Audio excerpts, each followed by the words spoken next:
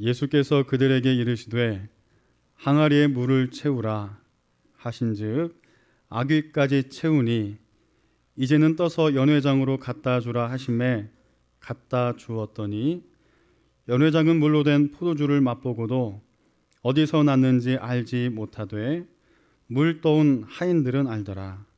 연회장이 신랑을 불러 말하되 사람마다 좋은 포도주를 내고 취한 후에 낮은 것을 내거늘 그대는 지금까지 좋은 포도주를 두었도다 하니라. 예수께서 이 첫 표적을 갈릴리 가나에서 행하여 그의 영광을 나타내심에 제자들이 그를 믿으니라. 아멘. 부부가 여행하던 중에 아내가 오늘이 남편의 생일인 것을 알게 되었습니다. 깜짝 놀라서 아내가 남편에게 이야기합니다. 어머 여보, 오늘 당신 생일인데 내가 깜빡했어. 선물 사오는 걸 내가 깜빡했어.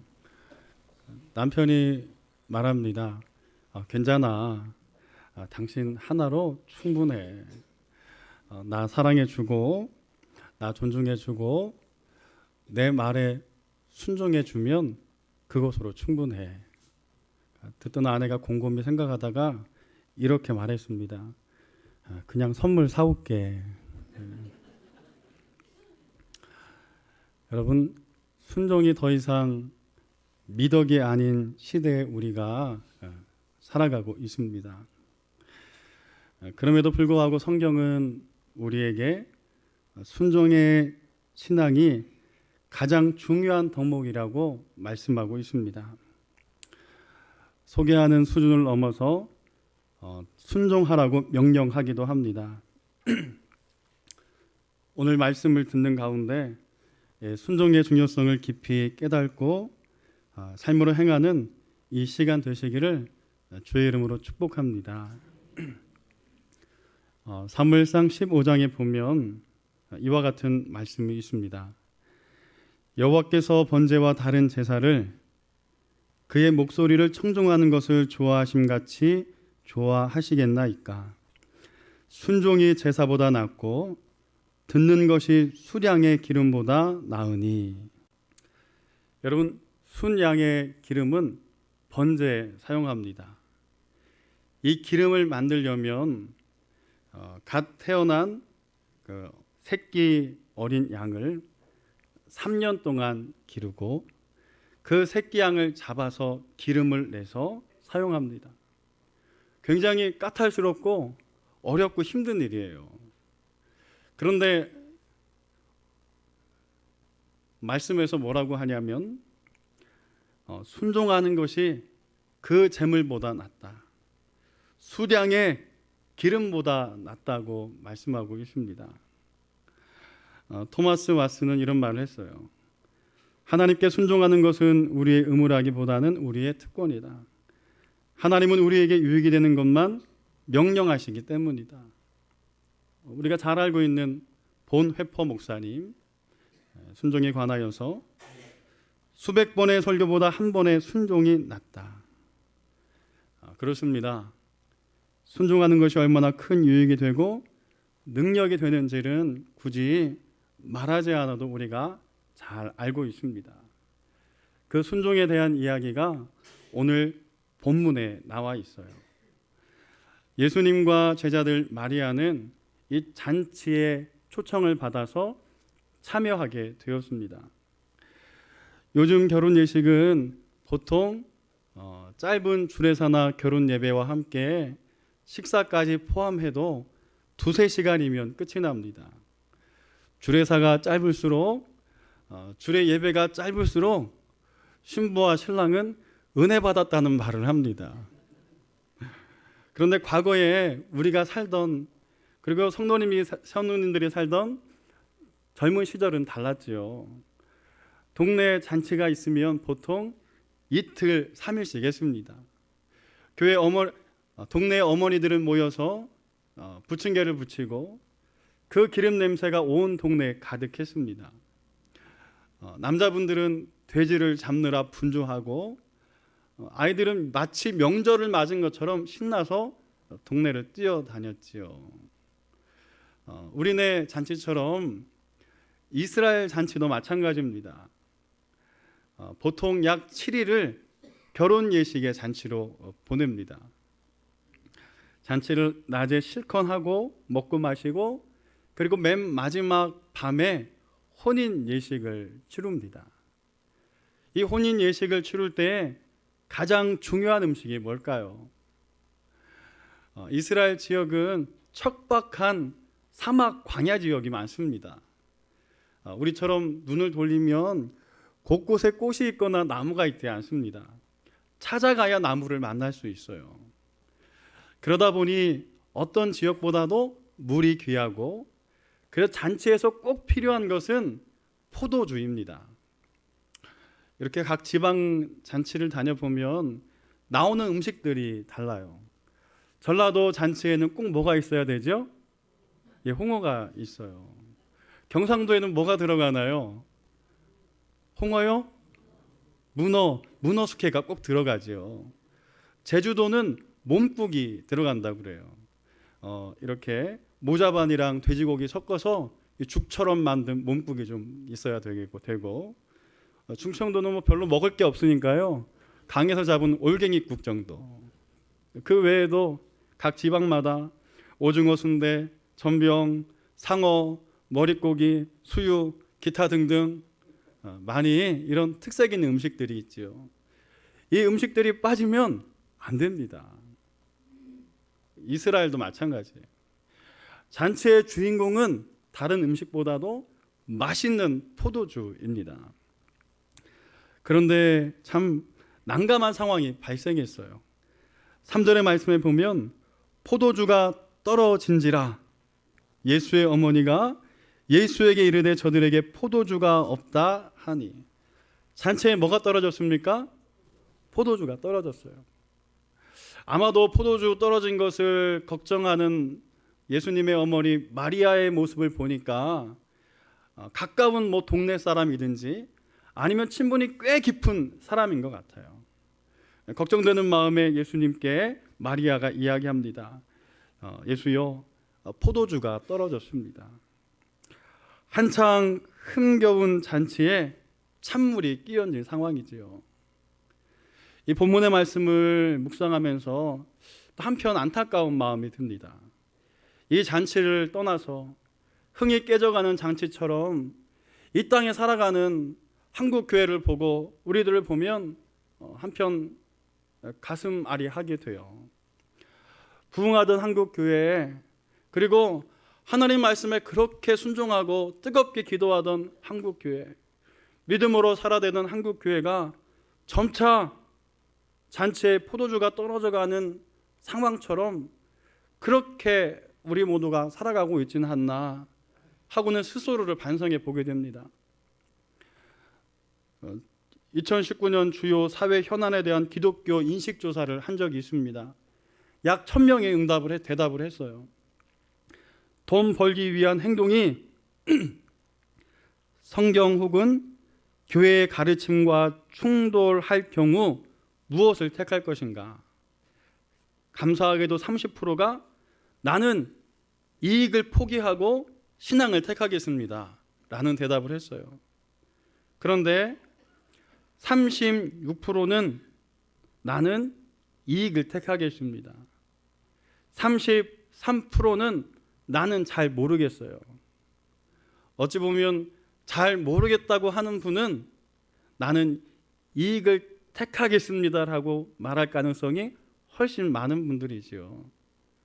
그렇다고 생각하면 신앙과 이익 속에서 신앙을 선택하겠다는 결단으로 살아가시는 분들은 30%밖에 안 되는 시대 속에서 우리가 살아갑니다. 우리가 이 땅의 교회를 돌아보면서 차츰차츰 촛불이 꺼져가지 않나 하는 걱정의 마음으로 기도하지 않습니까? 그런데 우리들의 마음이 어느덧 이 30%도 되지 않는 30%밖에 되지 않는 이러한 상황, 이러한 삶을 살아간다면 적어도 우리의 책임이 있지 않나 하는 생각을 하게 됩니다. 자, 잔치에 점점 포도주가 떨어져가고 근심과 걱정이 쌓여져가는 이 상황, 오직 해답은 마리아의 선택처럼 예수 그리스도 한 분이신 줄로 믿습니다. 여러분, 우리에게 소망이 있습니다. 이 땅에 소망이 있습니다. 주님을 선택하고 주님 앞에 순종하고 주님 앞에 돌아가면 떨어져가는 잔치의 포도주가 아니라 채우시고 풍성케 하시는 하나님의 은혜가 오늘 우리 교회를, 한국교회를 채워갈 줄로 믿습니다. 말씀으로 돌아가서 5절의 말씀을 우리가 함께 읽도록 하겠습니다. 5절의 말씀, 그의 어머니가 하인에게 이르되 너희에게 무슨 말씀을 하시든지 그대로 하라. 아멘. 마리아의 선택은 예수님이었습니다. 이 문제 해결자는 예수 그리스도 한 분임을 알고 마리아는 확고한 믿음으로 문제를 예수님께 내어드렸어요.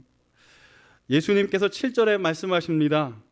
예수께서 그들에게 이르시되 항아리에 물을 채우라 하신즉 아귀까지 채우니. 하인들이 예수님의 명령에 순종했어요. 그리고 순종했을 때 놀라운 기적들이 시작됩니다. 우리 8절을 같이 한번 읽어보기 원합니다. 8절의 말씀, 이제는 떠서 연회장으로 다 주어. 항아리에 물을 채우라 하는 일은 이 정도는 할 수 있을 것 같아요. 그런데 중요한 건 이 항아리의 물을 포도주 잔에, 포도주 주전자에 담아서 연회장으로 갖다 주라는 말에 순종하는 일은 매우 어려운 일이에요. 여러분, 지금 하인들이 어디에다가 물을 채웠습니까? 정결 예식을 행하는 항아리에 채웠어요. 포도주 항아리 아닙니다. 이 항아리는 언제 쓰냐면 잔치에 참여한 사람들이 잔치 집으로 들어오면서 손을 씻습니다. 그리고 복을 빌면서 몸에 뿌려요. 이게 정결 예식을 행하는 항아리입니다. 처음에 하인들은 이런저런 의문이 들지만 정결 예식에 쓰나 보다 하고 물을 채울 수도 있어요. 여기까지 할 수 있습니다. 그런데 중요한 것, 이것을 포도주 단에 담거나 포도주 주전자에 담아서 잔치에 내어놓는 일은 감히 상상도 할 수 없는 일입니다. 지금과 달라서 당신은 주인의 명령 한마디에 하인의 목숨이 떨어지는 상황이에요.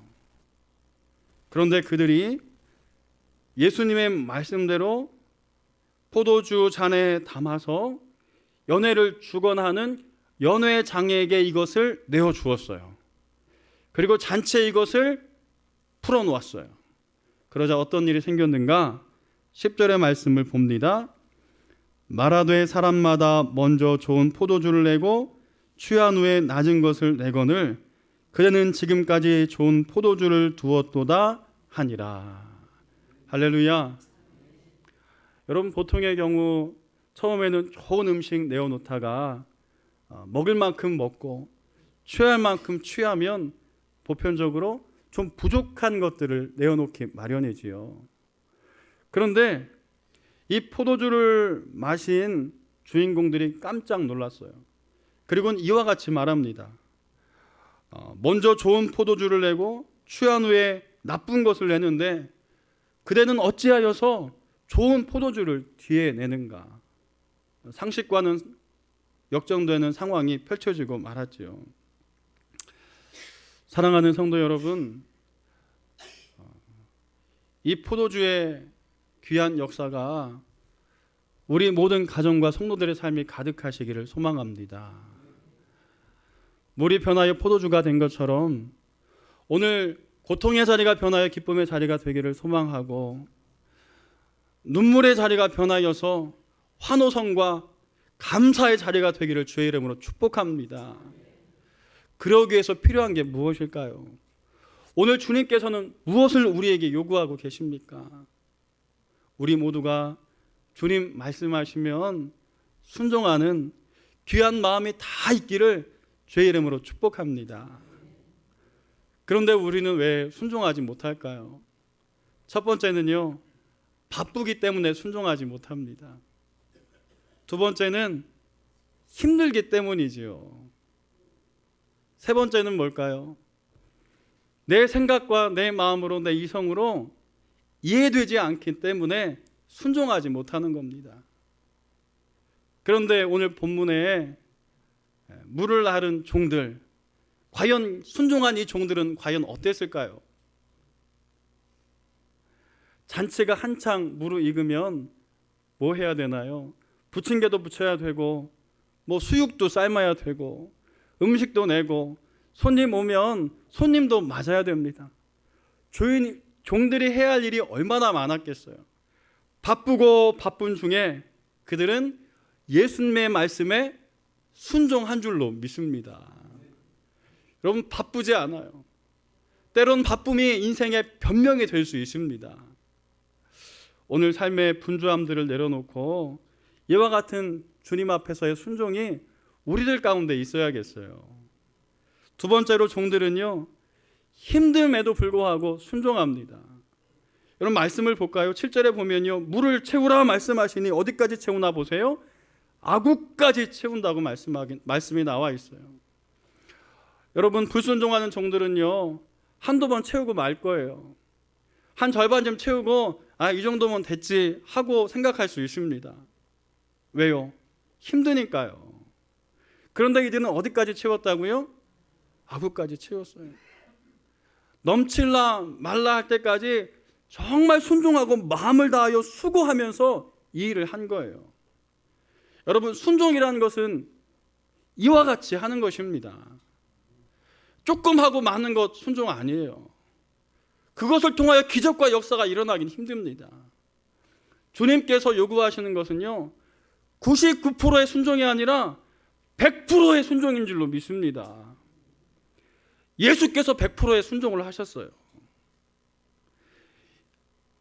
종의 형체를 입고 사랑의 형체를 입고 이 땅에 오셨지요.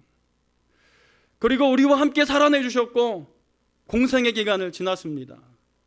그리고 십자가의 고통과 아픔 속에서 우리를 끝까지 사랑하셨어요. 마지막 1% 남기지 않고 끝까지 사랑하시는 주님의 사랑이 우리의 인생 속에 있습니다.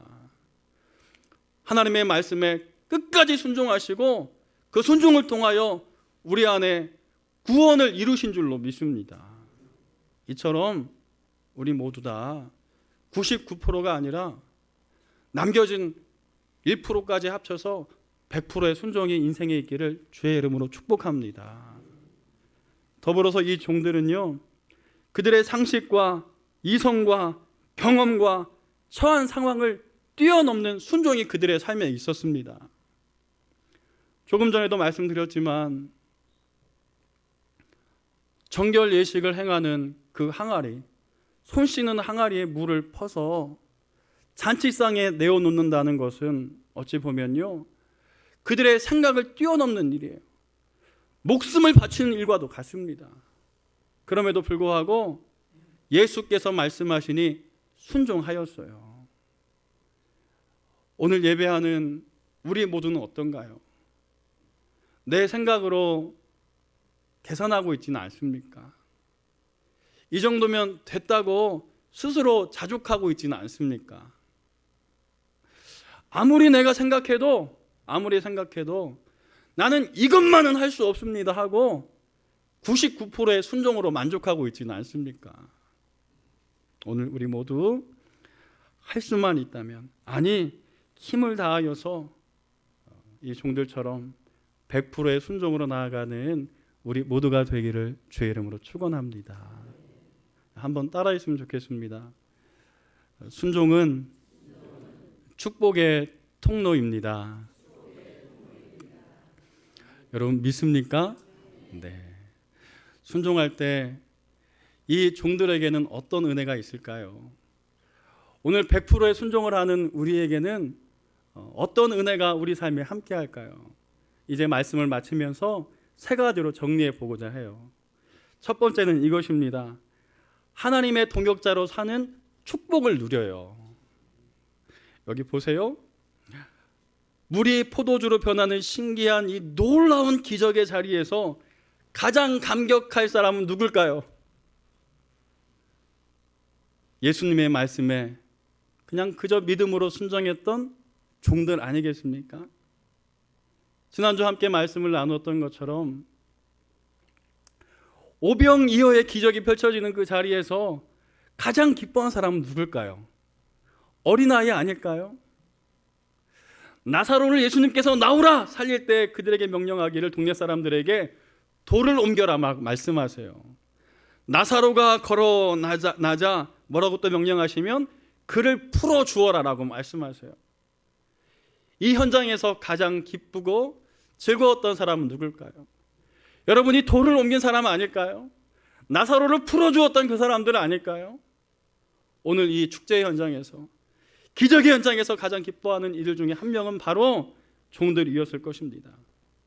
사도 바울은 이 기쁨과 은혜를 알았어요. 그래서 고린도 전서 3장 9절에 보면 이렇게 고백하고 있습니다.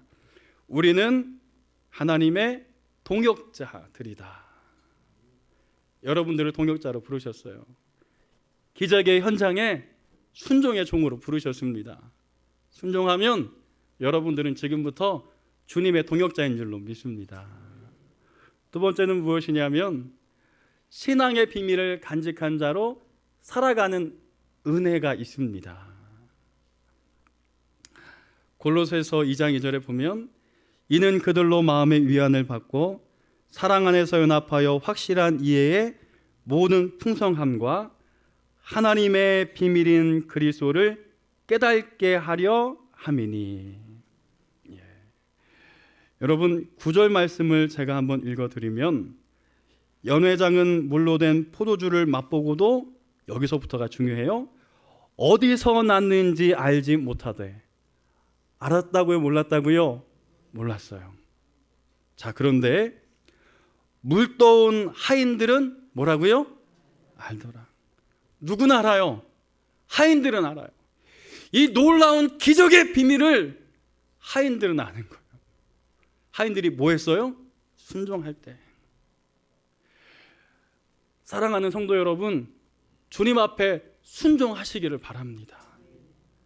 순종을 통하여 하나님의 기적을 경험할 수 있어요. 하나님의 은혜를 경험할 수 있어요. 내 생각과 내 마음은 다른데 그래도 가슴을 쥐어잡고 버티고 기도하고 통곡하며 순종하면 하나님의 기적이 오늘 예배하는 모든 성도들의 삶에 반드시 함께 하심을 오늘 본문을 통해서 약속하신 줄로 믿습니다. 마지막 세 번째 한번 따라할까요? 이웃을 향한 축복의 통로가 되게 합니다. 11절에 보면 예수께서 이 첫 표적을 갈릴리 가나에서 행하여 그의 영광을 나타내심에 제자들이 그를 믿으니라. 예수님께서 제자들을 부르셨습니다. 빌립도 부르고 안드레도 부르고 베드로도 불렸어요. 요한복음 1장에 나와 있습니다. 그런데 제자들은요, 예수님과 지금 함께하면서 그의 마음에 예수님에 대해서 어떻게 생각하고 있냐면 예수님은 그저 랍비고 선생님이고 스승이고 뭐 영적인 지도자고 이 정도로 생각하고 있는 거예요. 그런데 중요한 것, 종들을 통하여 가나 혼인잔치에 물이 포도주로 변하는 놀라운 기적을 경험한 이후에 제자들이 어떻게 변하냐면 제자들이 예수를 믿으니라. 그렇습니다. 축복의 통로가 누가 되었습니까? 종들이 되었던 거예요. 어떤 종들? 순종하는 종들. 오늘 우리는 말씀을 듣고 예배를 마친 이후에는 각 가정과 세상으로 이제 흩어집니다. 그 자리에 돌아가셔서 축복의 통로가 되기를 소망해요. 축복이 넘쳐나는 가정, 우리 자녀들 우리 기업들이 되기를 소망합니다. 그러기 위해서 필요한 게 있어요. 깨닫기를 소망하며 간절히 선포하기는 이제 마음을 열고 생각을 열고 주님 앞에 순종하시기를 바라요. 그러면 여러분들의 순종 그 마음을 통하여서 하나님께서는 여러분들을 사용하시고 축복의 길을 열어가 주실 줄로 믿습니다. 기도하겠습니다. 순종이 제사보다 낫고 듣는 것이 수량의 기름보다 낫다고 말씀하시는 주님, 오늘 주님 주신 말씀에 따라서 순종의 축복을 누리기를 소망합니다. 때로는 내 생각으로 이해되지 않고 힘들고 어렵고 때로는 피해가고 싶은 길이지만 그러나 주님 앞에 순종하였던 말씀의 종들처럼 오늘 우리 모두도 주님 앞에 순종하는 믿음의 제자들 다 될 수 있도록 붙들어 주옵소서.